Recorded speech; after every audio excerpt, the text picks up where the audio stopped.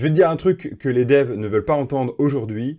La majorité des devs utilisent mal l'IA. En plus, ils codent moins bien qu'avant, voire même c'est super lent. Pas parce que l'IA est nulle, non, en 2026, assurément, les systèmes IA sont vraiment très élaborés. Mais ils l'utilisent en fait comme une béquille, comme un système de copier-coller, comme un Stack Overflow amélioré, sans comprendre, sans maîtriser. Et le pire, ils pensent être productifs. Dans cette vidéo, je vais te montrer ce que c'est vraiment ne pas subir l'IA, mais plutôt l'utiliser pour en faire vraiment un copilote, si ce n'est même devenir orchestreur de ton IA. Je vais te montrer 4 techniques qui vont vraiment faire la différence. Février 2025, Andrej Karpathy, cofondateur d'OpenAI, sort un tweet qui maintenant, tu as vu, fait 6 millions de vues.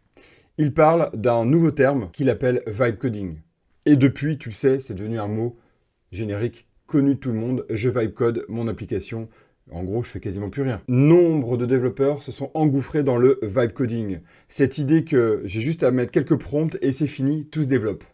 Alors oui, c'est vrai, ça fonctionne. Ça fonctionne pour un petit jeu, je le montre en formation.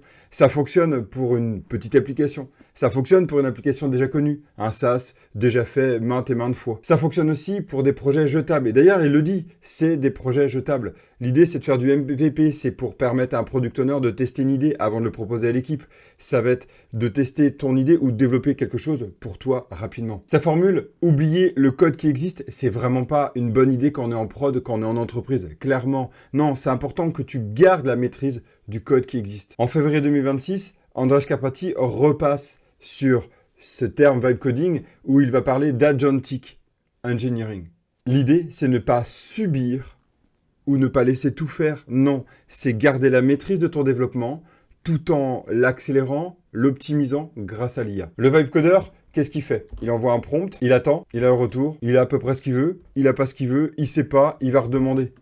Il est dans je subis, je sais pas trop ce que j'obtiens, donc j'arrive pas à cadrer, donc j'ai pas quelque chose qui m'intéresse. Et donc il va itérer jusqu'à temps d'avoir quelque chose qui est à peu près ce qu'il attend. Ou alors il va envoyer une idée, ça va être à peu près bon, et puis c'est tout. C'est pas quelque chose de maîtrisé, de contrôlé. C'est pas du tout du code en fait. Et tu vois, l'état d'esprit du coding, c'est vraiment ça. L'état d'esprit, c'est pas juste générer du code pour générer du code. On le sait bien depuis le temps qu'on développe. Et toi, si tu découvres le code, si tu démarres le code avec l'IA, si tu démarres l'IA pour coder, clairement, cette approche-là, c'est bien pour des petits projets. Développer un petit jeu vidéo, c'est super sympa, ça a un effet waouh qui est magnifique, mais c'est pas ça qu'on cherche. Nous, on cherche à avoir un code qui puisse se maintenir dans le temps, on cherche à avoir un projet qui évolue dans le temps et qui soit avec une bonne orientation. L'idée, c'est peut-être de corriger tous les problèmes qu'on a depuis 30 ans sur certains projets qu'on appelle legacy project, et on se dit, ah, c'est du code legacy. Alors, comment on fait? L'idée, c'est de construire avec une approche. Il y a plusieurs piliers. Nous, on va en voir 4. 4 piliers qui vont te permettre de bien construire ton projet. Et ces 4 piliers, on va les voir ensemble. Après ça, quand tu vas envoyer un prompt, tu vas pouvoir construire ton prompt et tu vas diriger tes agents. Tu vas orchestrer, tu vas les contrôler, tu vas itérer, mais tu sais ce que tu veux, tu sais ce que tu attends. Tu n'es pas dans la surprise, tu n'es pas dans la déception trop forte. Et tu vas pouvoir comme ça continuer à itérer. Exactement comme une approche de TDD en fait. Cette posture, elle est vraiment saine. Cette posture, elle te replace dans un mode où l'IA ne va pas prendre ton emploi, l'IA ne va pas prendre ton travail, mais au contraire, elle va construire une approche où c'est toi qui construis. Tu deviens un constructeur, tu deviens vraiment un architecte, aussi un délégateur. Tu vas vraiment organiser, un manager même par moment, mais c'est toi qui penses le système, c'est toi qui le contrôle, qui avance, qui est capable de faire de la review, parce que tu connais ce qui est généré derrière. On va voir 3 pratiques, et tu vas voir même une dernière qui est vraiment super intéressante, super riche. On en discute tout à la fin de cette vidéo, reste bien jusqu'à la fin. Premier point essentiel, avoir un fichier de contexte. Le fichier de contexte, ça peut être dans Claude Code, Claude MD, dans Cursor, les rôles, dans le rôle principal, la rôle principale, et dans, par exemple, Copilot, ça va être le Copilot Instruction. Essentiel. Mais ce qui va faire la différence, c'est que bien souvent, moi, ce que je vois, ça va être des fichiers beaucoup trop longs. On va voir ici une instruction à un Claude MD qui va être énorme. Toi, il prend beaucoup de place ici. Non, en fait, l'idée, c'est au contraire d'avoir un Claude MD que tu vas raccourcir. Tu vas raccourcir ce Claude MD et tu vas chercher au contraire à le diminuer pour avoir les points clés, vraiment la direction, le cadre. Il y en a qui parlent d'atteindre jusqu'à 20-30 lignes. Moi, ce que je recommande, au début, tu vas descendre déjà à 100 lignes, et puis tu vas essayer d'aller vraiment jusqu'à 50 lignes. Passer de 100 à 50, tu verras déjà, c'est un challenge, et c'est penser pour qu'est-ce qu'on fait avec. L'autre point, ça va être d'utiliser une des compétences qui est arrivée dernièrement, travailler les skills, les compétences. Les skills, c'est quoi? C'est un Claude MD amélioré, on va dire. Non, c'est un Claude MD customisé. Je donne toujours l'exemple d'une tarte à la fraise, d'une tarte aux fraises.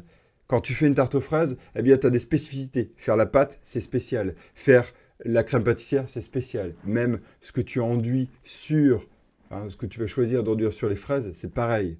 C'est spécial. C'est une compétence dédiée que tu vas faire à un moment clé. C'est pas quelque chose que tu fais à chaque fois. Oui, parce que le Claude MD, c'est envoyé à chaque démarrage de contexte. Ça va être dans ta fenêtre de contexte et c'est toujours présent. Donc, tu n'as pas envie de mettre trop de choses.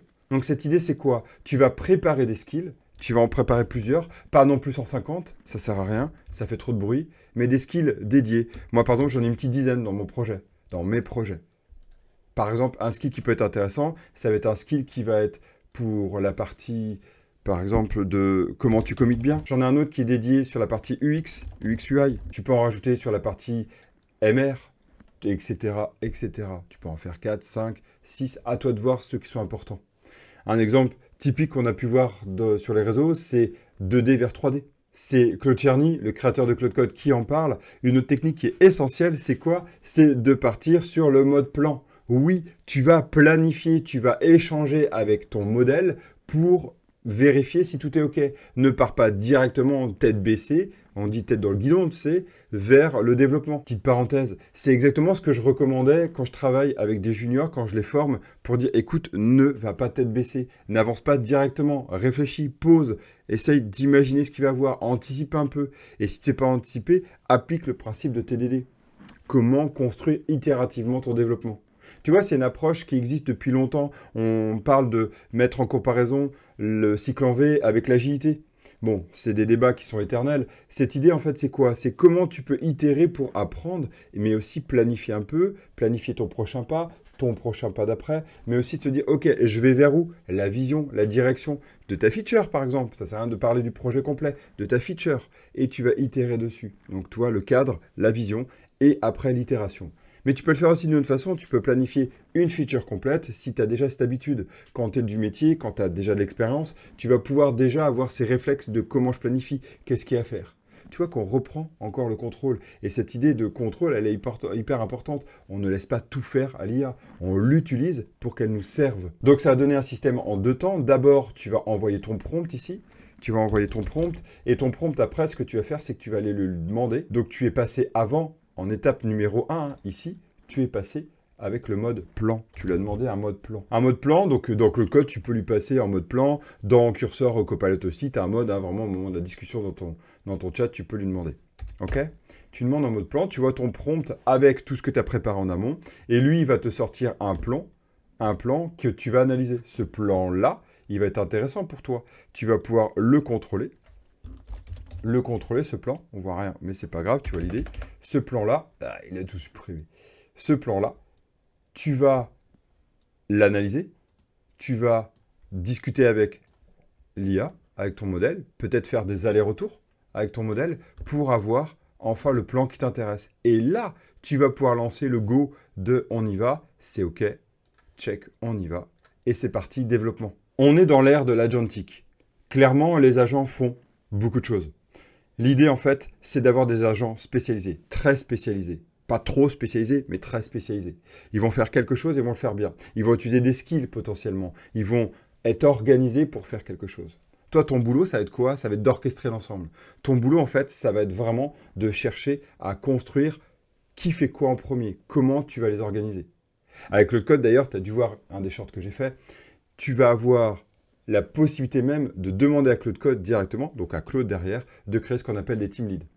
Et pareil, c'est de l'orchestration. En gros, tu lâches jamais les rênes. C'est toi qui construis, c'est toi qui organise, et tu peux laisser des agents pouvoir discuter, travailler, même pendant un long moment. Tu peux même, un petit tip qui est génial, tu peux même prendre plusieurs agents qui vont discuter entre eux pour te donner un résultat, par exemple de comparaison, tu vas faire parler quelqu'un qui est plus enjoué avec quelqu'un qui est plus triste ou qui a besoin de concret. C'est super intéressant et challengeant. 4 points essentiels. On vient de les voir. Mais il y en a un dernier qui va vraiment être essentiel pour la suite, pour la maintenabilité de ton projet. Ça existait déjà avant l'ère du travail avec les agents. Garder la maîtrise de son code. À un moment donné, tu n'as plus envie de voir le code qui est généré.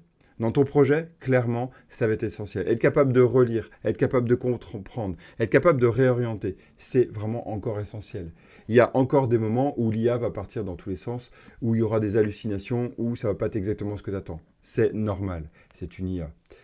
Par contre, si tu n'as pas cette maîtrise du code, c'est pas par fierté, c'est pas par orgueil, hein, c'est cette idée de je veux pouvoir être capable de driver vers là où ça va, tu vas le laisser partir dans tous les sens, ce modèle.